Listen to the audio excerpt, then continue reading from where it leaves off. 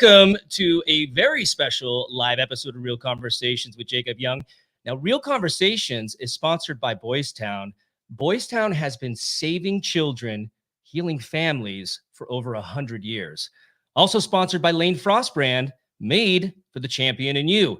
And remember, you can use Jacob15 to save on anything and everything Lane Frost brand, including this hat that I'm wearing today. For those of you who are catching the podcast live streamed on Twitter, Facebook, or YouTube, because it is a live episode, please feel free to leave some comments or questions during this broadcast. Now, my guest this week is not only an actress and singer, but she's now a filmmaker. I worked with her in Pine Valley on the iconic All My Children, and television fans also know her from nighttime shows like Madam Secretary, and still one of my favorites, the Hulu limited series 11/22/63. Broadway audiences know her as Tony Award-winning actress who has starred in shows like groundbreaking original production of Caroline or Change. She's played on stages around the country, plus a long list of television and movie roles. Now her debut featured film, Red Pill, has been an award-winning selection at international film festivals. She can also be heard on her podcast, You Can't Say That. I am honored to have join me this week the talented Tonya Pinkins. You know what time it is. It's time to keep it real with Real Conversations with Jacob Young. Hey, Jacob. Thank you so much for having me.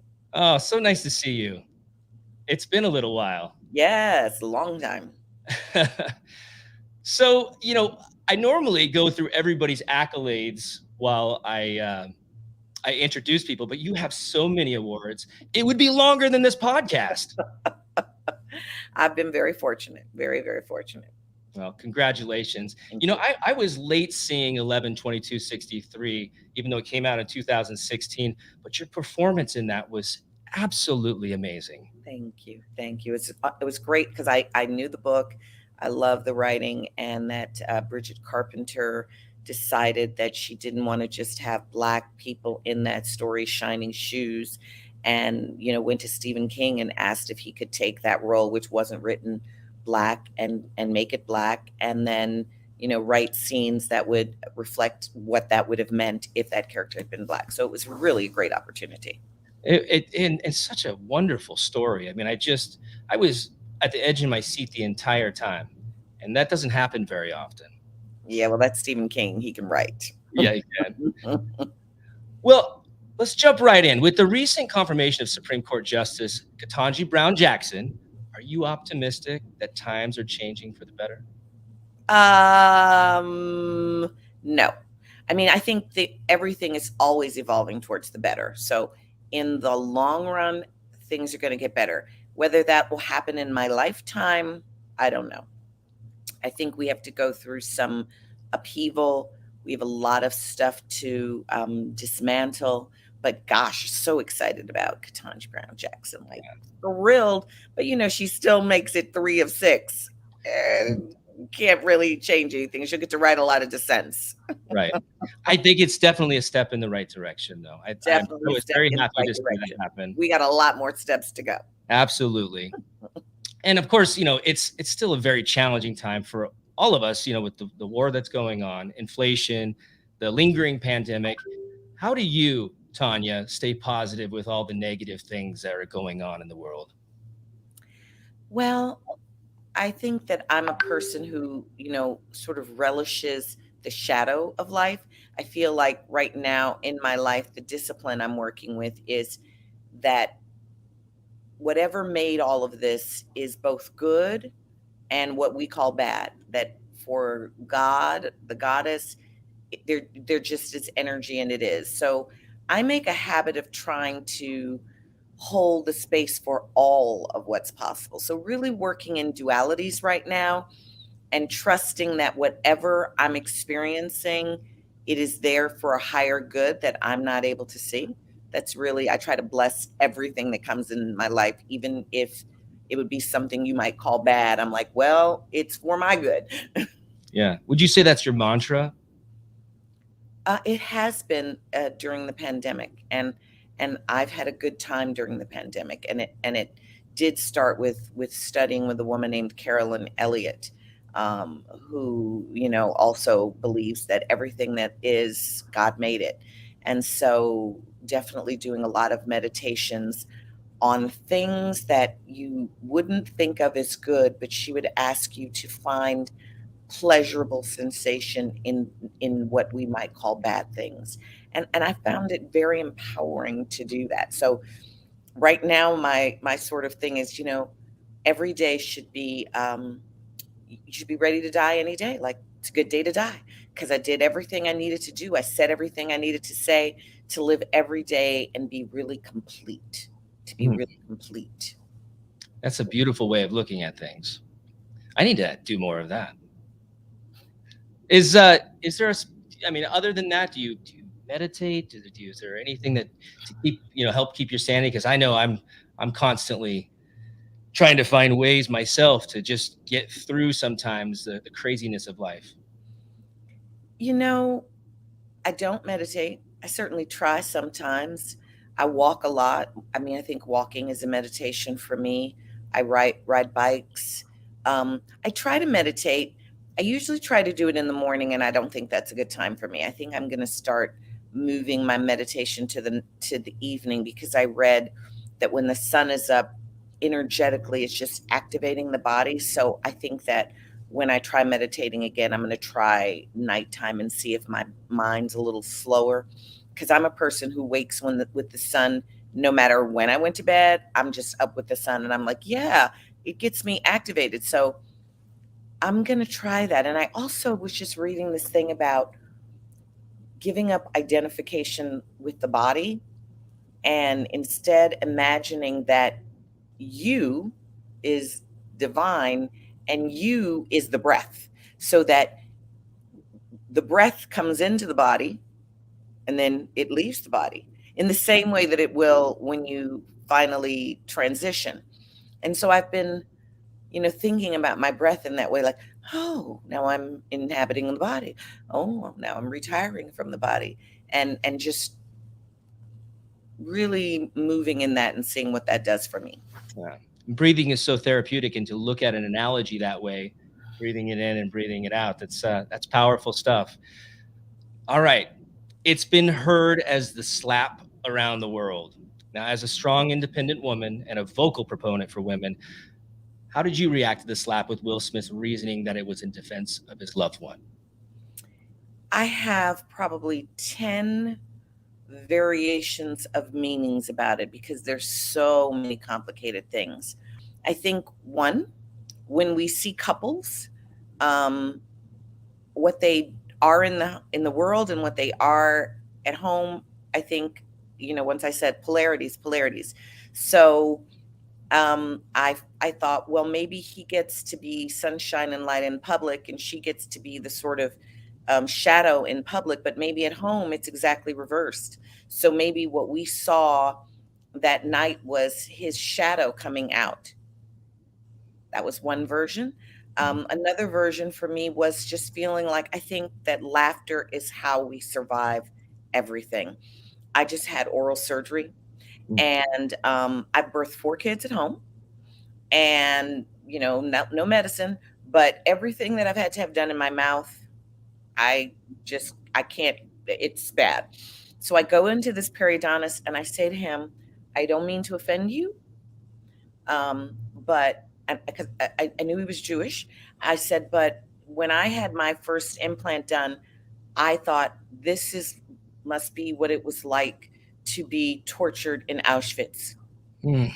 And he said, oh, no offense. My father was in Auschwitz, and he used to tell my mother, honey, this chicken liver killed more Jews than Auschwitz. And I was like, if you can have a sense of humor about Auschwitz, you're the guy for me. And like, I think that, Viktor Frankl's Man's Search for Meaning, I don't want humor to be lost. I don't want comedians to have to fear being assaulted for making fun. I don't know if you're aware that I did this rap roast video of myself that's on YouTube, and I took all the negative, nasty, hateful things that have ever been said about me online, and this writer, Isaac Klein, took it and wrote it into a rap roast. So I'm all for making fun of everything. I do have alopecia. I didn't know I had alopecia till it comes out. And I'm like, I mean, make fun of it. If you can't make fun of it, you're heavy, you're burdened.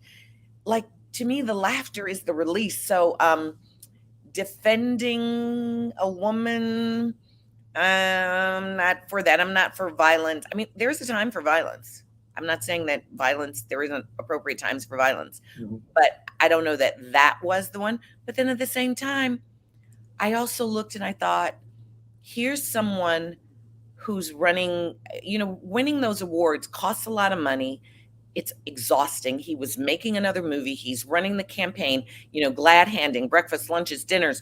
You don't win an Oscar because you're talented or nice. You win an Oscar because you campaign and you spend a lot of money and you talk to a lot of people.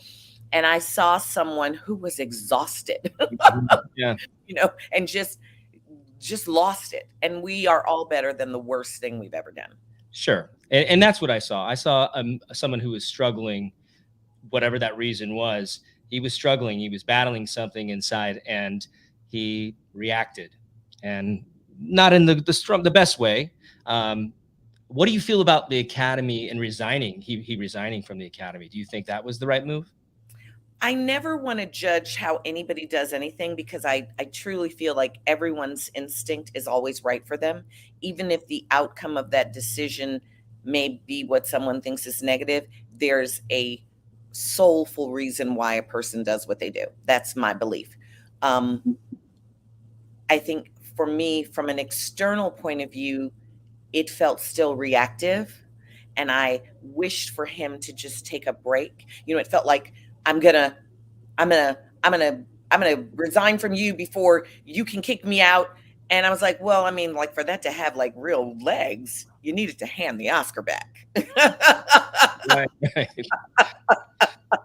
Like it would have meant I would have been like impressed if you were like, you know what? Keep Anything that makes me this terrible, I don't need to have. Take this Oscar back and I resign. it. Right, right.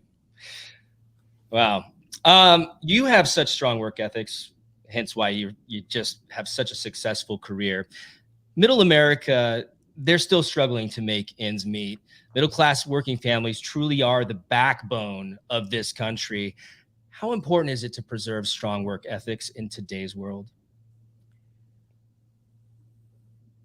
It's everything. And labor has been, systematically weakened and destroyed across this country. I know everybody's all excited. Amazon unionized. And I think one of the things people don't know because they don't want to know is how much MBS and the Saudi Arabian bots have campaigned against Jeff Bezos because he ended a financial deal with them after they murdered Khashoggi, who was a journalist for the Washington Post, which Bezos owns. I say, great, I'm all for labor, I'm all for unions. But Walmart is the third richest company in the world. They employ more people than any corporation in America, and they don't give benefits, and they don't give people full-time jobs. And everybody who works for Walmart is working 20 hours and still has to get welfare and food stamps. And yet they spend so much money on lobby and publicity that no one's ever tried to unionize there. Or if they have, it's been kept so silently. Like that's who we need to be unionizing. And the reason they were unsuccessful unionizing Amazon in Alabama is because minimum wage in most of the states where Walmart is or in Alabama is $7 an hour. Amazon pays $15 an hour everywhere they go, Yeah. even in those $7 states. So I'm not saying they don't have bad practices because employers tend to exploit their labor. But we've got some other people who need to be called to account as well. Yeah. No, I couldn't agree more with that. What about this new generation that's coming out? I'm not targeting any specific, but I mean, there has seemed to be a bit of a lackluster with young people these days trying to find alternative ways to make money versus going out there and maybe getting a job at Amazon, maybe doing something that's you have to get your nails dirty. Well, I think that there was a time where I was feeling a little hard on this current generation. And then I don't know, in the last year or so, I've I felt this great empathy realizing that one, they correctly have looked at what their parents and grandparents did and said, it isn't working. This world you built isn't working. And so to me, they smartly and correctly don't want to buy into this being a wage slave until you die. Right. Um, and I think sometimes you have to sit in the discomfort of something not working until a vision for something better comes along.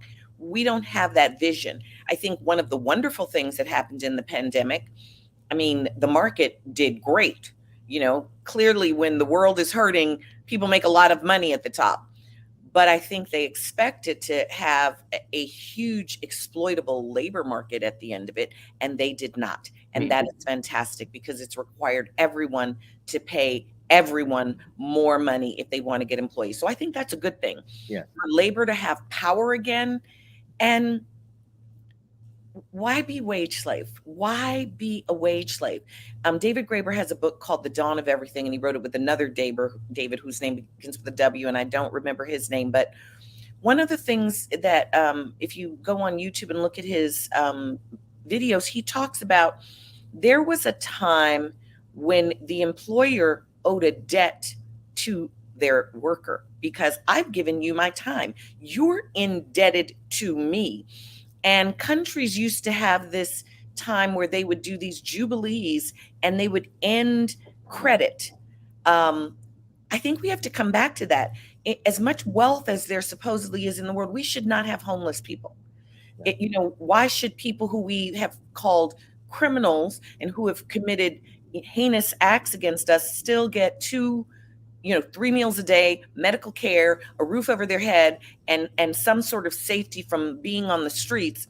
And yet people who've just fallen on hard times are on the streets, shoved around, or stuck in shelters that are more dangerous sometimes than jail.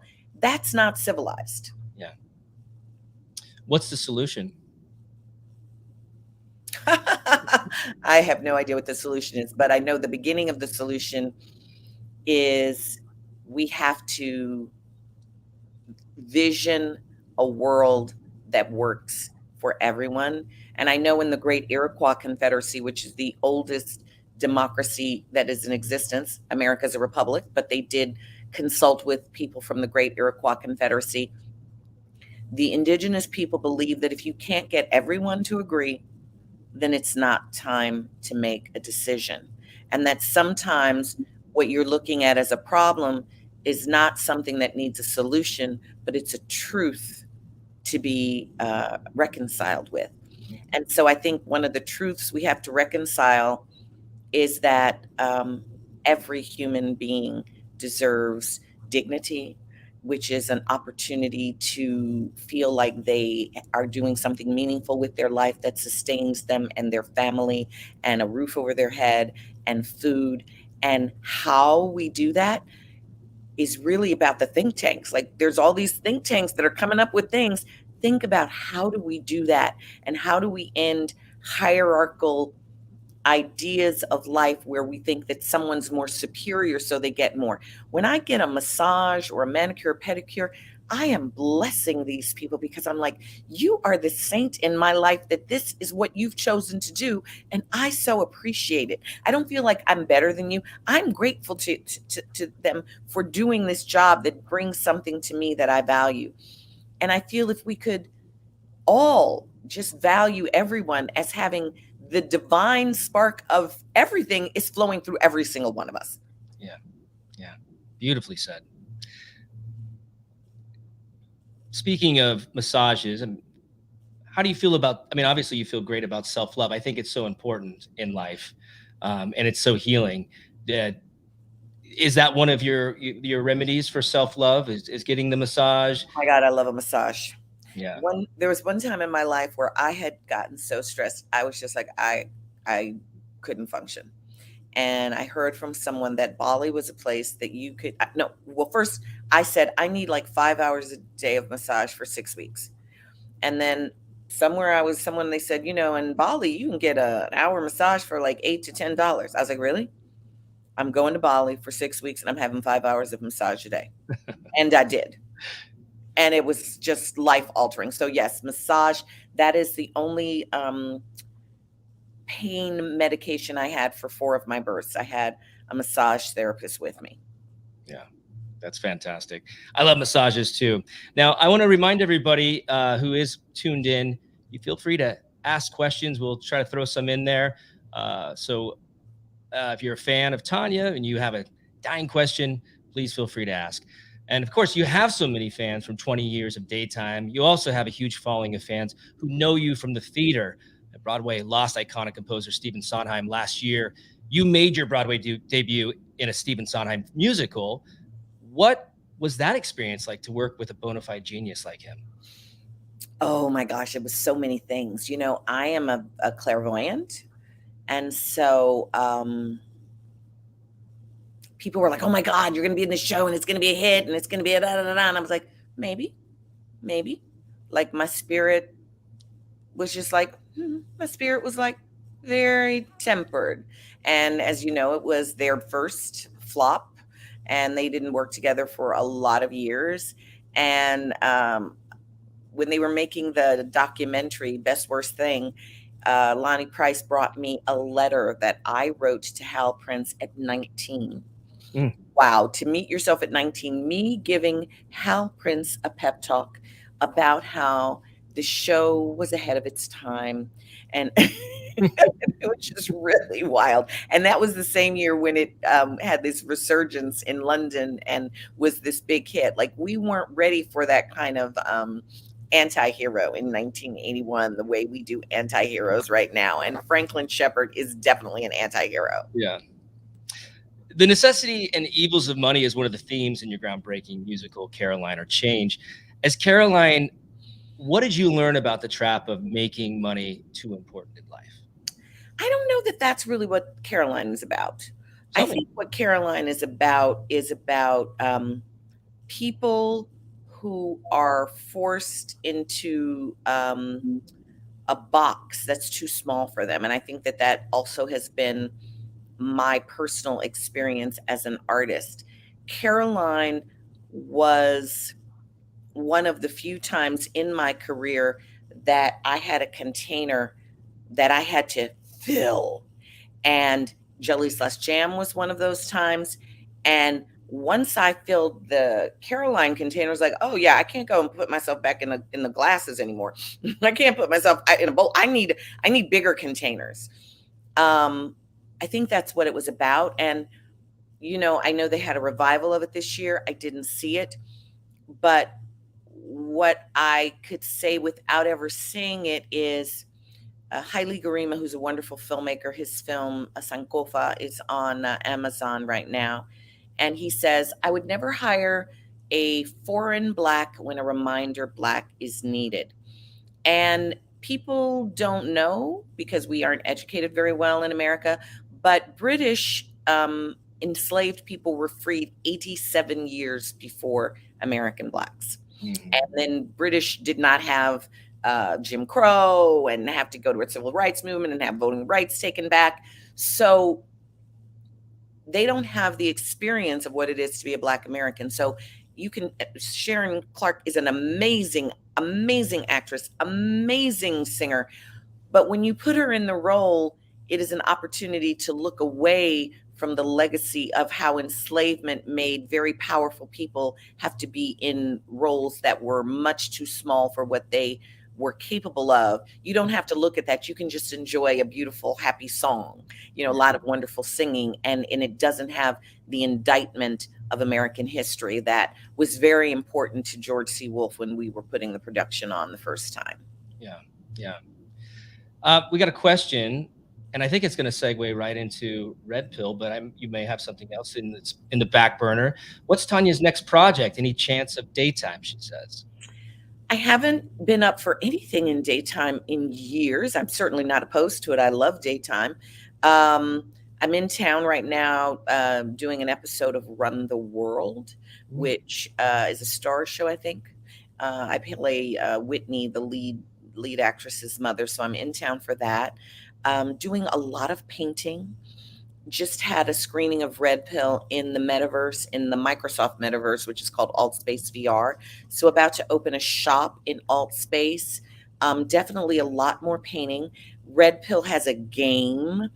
We're about to issue 2.0 of the game because the response from people who played the game, they wanted another option of how it could go.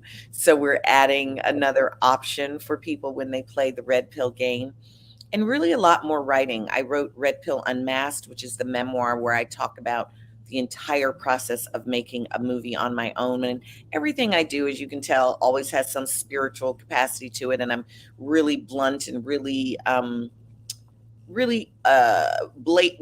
sort of blatantly tell my truth of my experience. I'm not saying it's the truth. I'm sure someone else could say, well, I was there and this is my truth.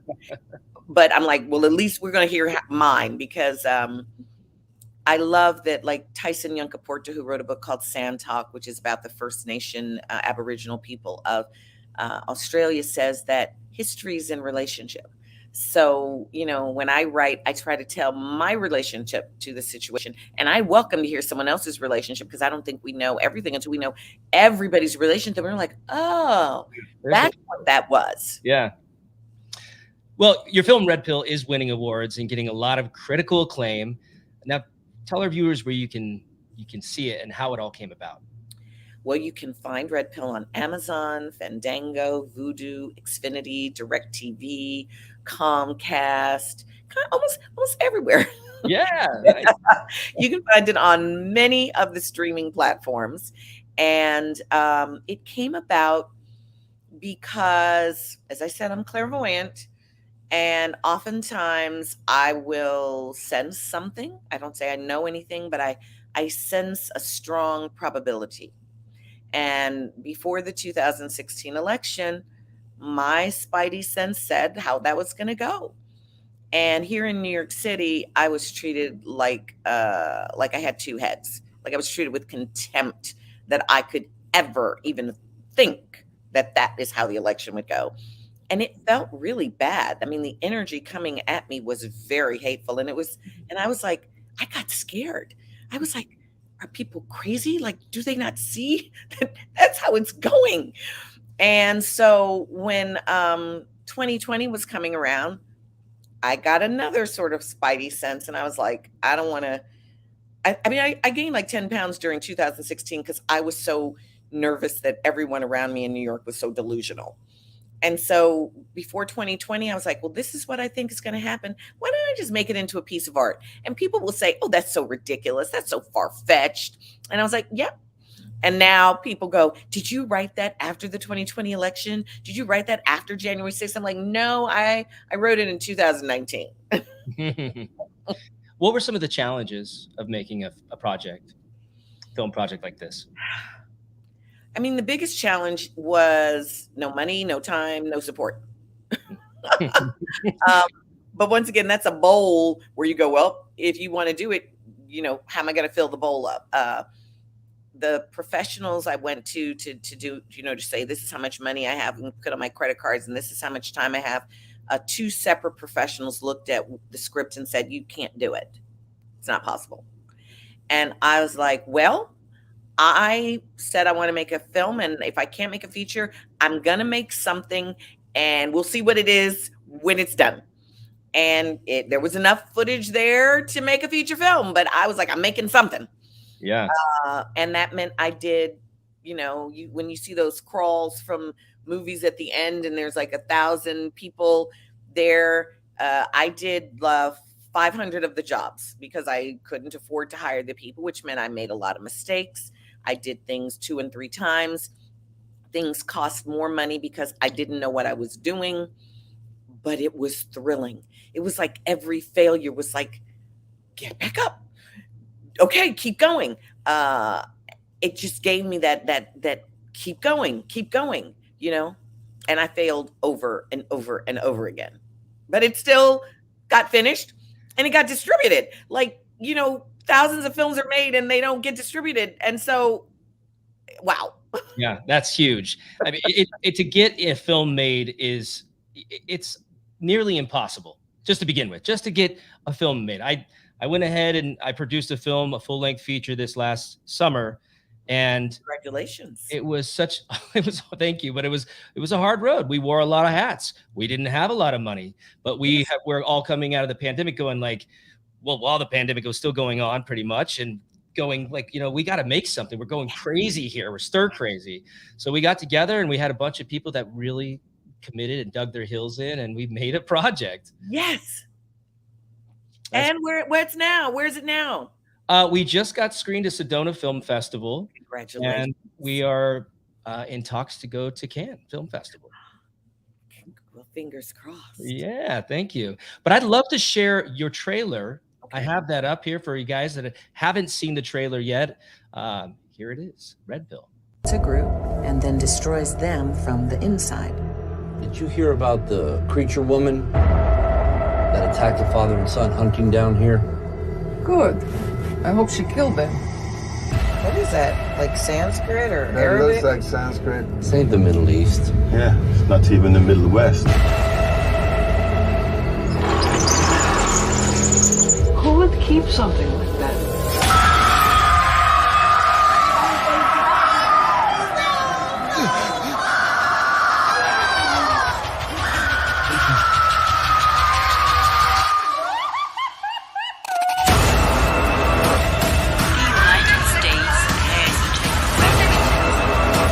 What is happening?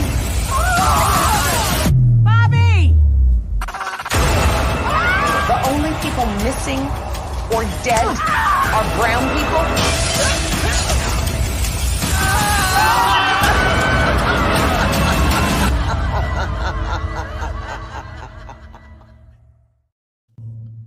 That's intense. I love it. Oh, yes, yes. Well, tell our listeners too about your podcast. So my podcast is called You Can't Say That. And it's like conversations with people that I think are interesting, because I just find everyone interesting, that if you actually just sit with anyone and listen to them, they have a fascinating story. And I often find that people tell me things that they've never told anybody. So I just have invited interesting people to come and have conversations with me. And the conversation can go any which way. I never know how it's going to go. I don't plan it.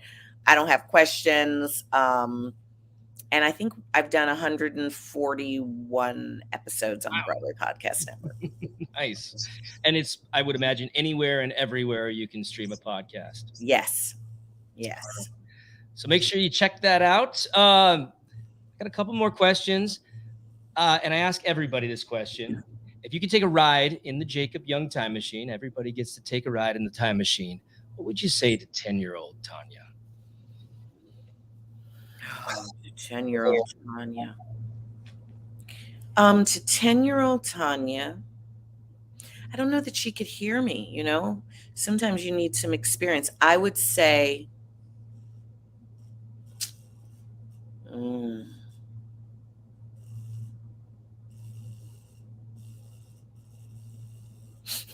don't get married.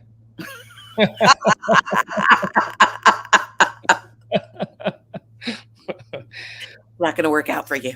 Yeah. Hey, great advice, right? Well, I already know the future, so I'm like, don't do it. Don't do it.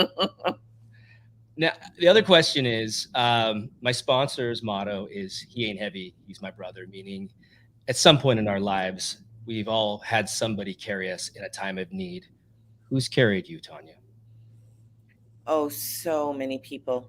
I think the biggest person who's carried me is a friend of mine named Michelle Etlin.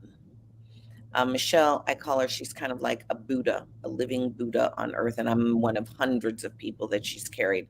But when I lost custody of my, then they were 3 and 6-year-old sons, she was this person who came to me and educated me about the history of women and children as property, and helped me to not feel like it was my fault or it was something that I'd done.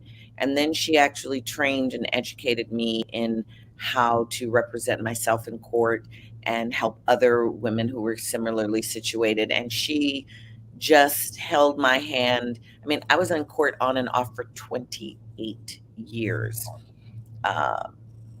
Yeah. And she was there with me writing papers with me, showing up at court with me, serving judges on the bench.